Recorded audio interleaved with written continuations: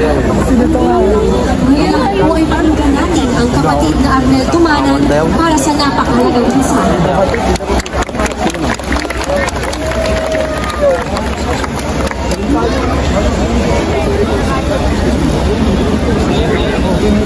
Mahal po natin kababayan at mga mahal po natin mga kapatid na araw-araw na narito at sa iba't ibang panig ng Kapuluang Pilipinas. Kanina po, bago tayo magsimula, ay binati tayo ng ating mahal na tagapamahal ng pagkalahatan ng ang kapatid na Eduardo P. Manalo.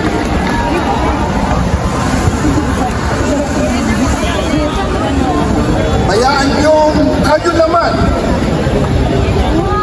ang bumati sa kanya ngayon.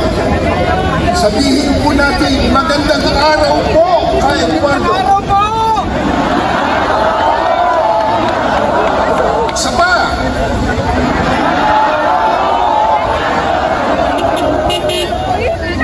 Mahal po natin kababayan at mga kapatid.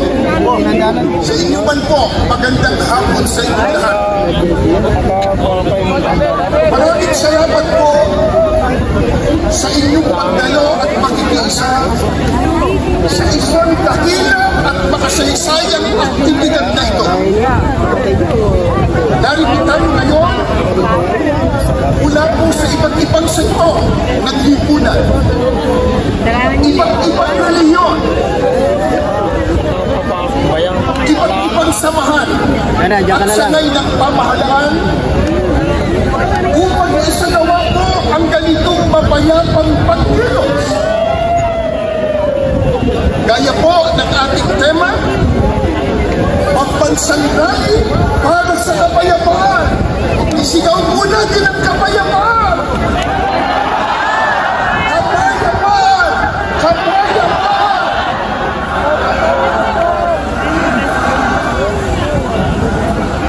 Maliwanag po sa atin na isang aral ng Diyos na nakasulat po sa Biblia na dapat tayong magpasakop sa kapangyarihan o pamahalaan ng bayan na yan po ang katangian at sinusunod ng mga kaalid sa Iglesia ni Cristo.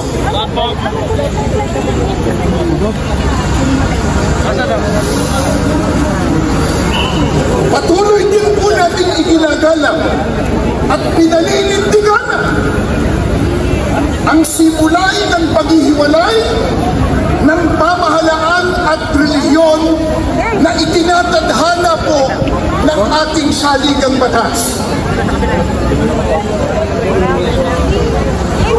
Dahil dito, ang ating mapayapang pagkilos na ito ay walang kumbahit na anumang politika.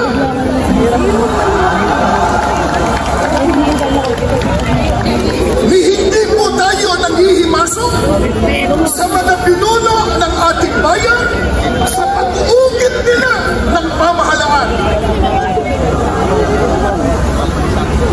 Hindi po natin nais makialam sa pagpapatakbo ng pamahalaan ng ating bansa. Ano po ang nais ng maraming kababayan po natin at ng anaw-anaw na kaalib sa Iglesia ni Cristo narito ngayon? Ang nais po natin, ang maliit na tinig na ngayon ay pinagsasama-sama natin sa ating rally, mapakinggan naman ng pamahalaan.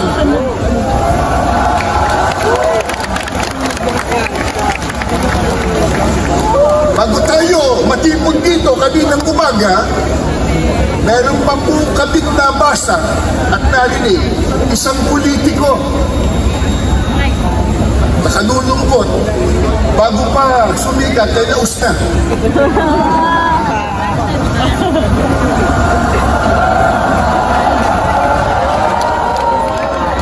Nang makita po ang bilyong ito, bilyong-bilyon na dami ng tao, at sinabi niya kanina, kahit marami yan, minorya pa rin sila.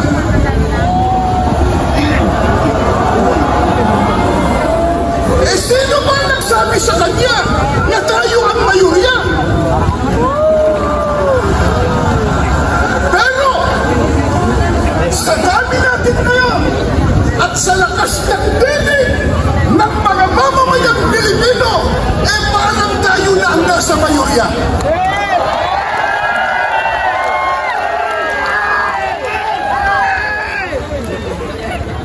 Ang totoo na ito sana ay maunawaan at maintindihan ng marami, lalo na ng mga namumuno sa ating bansa, na itong ginagawa po natin, mga mahal naming kababayan, sa pamumuna ng Iglesia ni Cristo, ay pagtulong natin sa pamahalaan.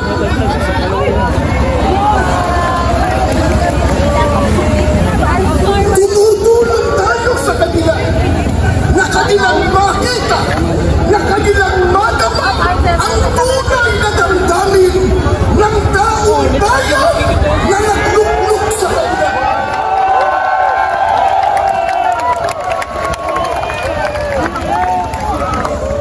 Mula pa kanila, sa mga naunang nagsalita at maging sa mga video presentation, ay ipinakita na mo kung gaano katindi at karami ang problema dinaranas ng ating bansang Pilipinas. Na yan po ang dapat na unahin na sinasuhin at bigyan ng solusyon ng malulunok sa tungkulin o namumuno sa ating bansa. Abot ng video, may magpapasa naman sa akin. Pasa na lang. Nakadulong ko ang inuulang at iba sa kanila yung mga nagbubunga ng awayan, nagbubunga ng hitwaan, na alam naman natin lahat na ang ginagawa nila pamumulitin na lamang. Tulad ng isinusulong nila na impeachment ng pangalawang Pangulo.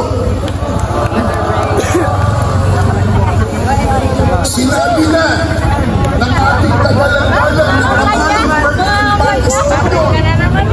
at alam na po ng marami nating kababayan Pilipino. Ang totoo, natin lahat. Kasi po, kahit mahihirap lang ang maraming Pilipino, ay malulunong naman tayong pumipigil. Hindi tayo magmang! Isigaw nyo nga, hindi magmang! Hindi magmang! Hindi magmang! Hindi magmang! At lalong hindi tayo bobo!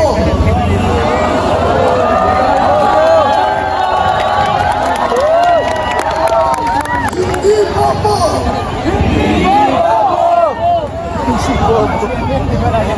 Lari ka doon. Sana marinig yan ang sinipilado. Naintindihan po natin, naunawaan po natin na yung sinabi ng Pangulong Ferdinand Marcos Jr. ay tama. Totoo na yung isinusulong nilang impeachment laban sa pangalawang Pangulo, hindi po makatutulong.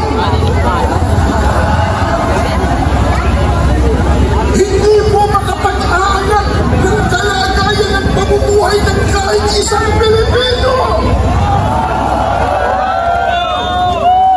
Ang tanong,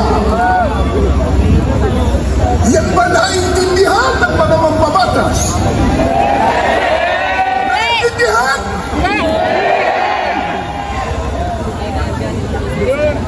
May ginawa silang manifesto raw na sila daw ay nagkakaisa na suportahan ang Pangulo ng ating bansa. Kaya lang, nakapagtataka, ang kanilang ginagawa, kabaligtaran. Sapagkat tahasan nilang sinasalungan, kinukontra Pilipinas. Mga kaibigan, mga kababayan, at mga mahal po natin mga kapatid, hindi maitakaila, matindi na ang problema nararanasan ng ating bansa, lalo na po sa ekonomiya. Hindi po ba yan ang dapat talagang unahin at bigyang solusyon, bigyang prioridad ng mga namumuno sa ating bansa? Gaya lang nabanggit natin, nakalulungkot po sapagkat hindi lang ang nakikita natin ginagawa ng iba sa kanila. Ang ginagawa ng iba ay nagpapalubha sa problema pangkabuhayan ng Pilipino. Ang magbigat pa, yung ginagawa nila,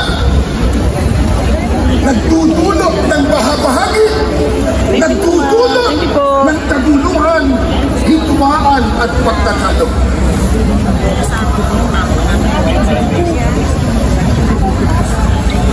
Alam po ng lahat, marami ang naghihigos, marami ang palang trabaho, hindi pwedeng ikailaya, nasa statistika po yan. Isang araw lang, kahapon, di ba? Inilabas sa isang survey na 63% sa mga Pilipino ang nagsasabi na sila ay mahirap ang pamumuhay. Yan po statistika. First, una sa mahabang panahon, 63% nagsasabi mga Pilipino na sila po ay napakahirap ang buhay. Marami po ang salat na salat sa mga pangunahing pangangailangan.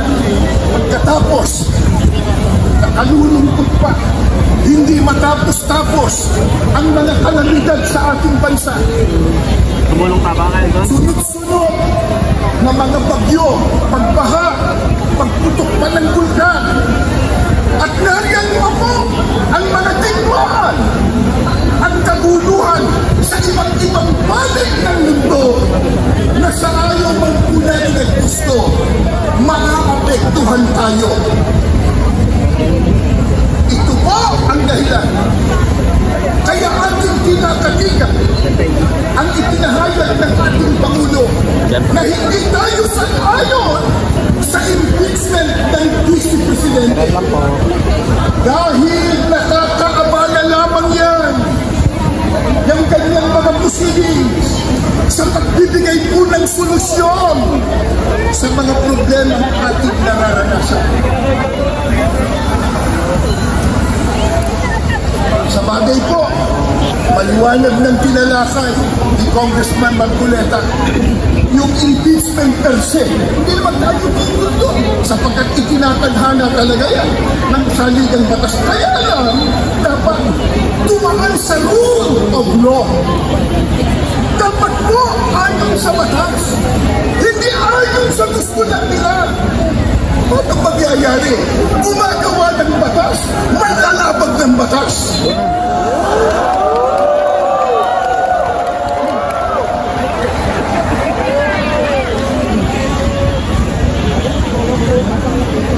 Kaya, ang ating panawagan sa mga mahal po nating leader sa ating bansa, kaya nang nakasulat sa inyong mga placards at inyong pong isinisitaw, mga kapatid at mga kababayan, unahin po natin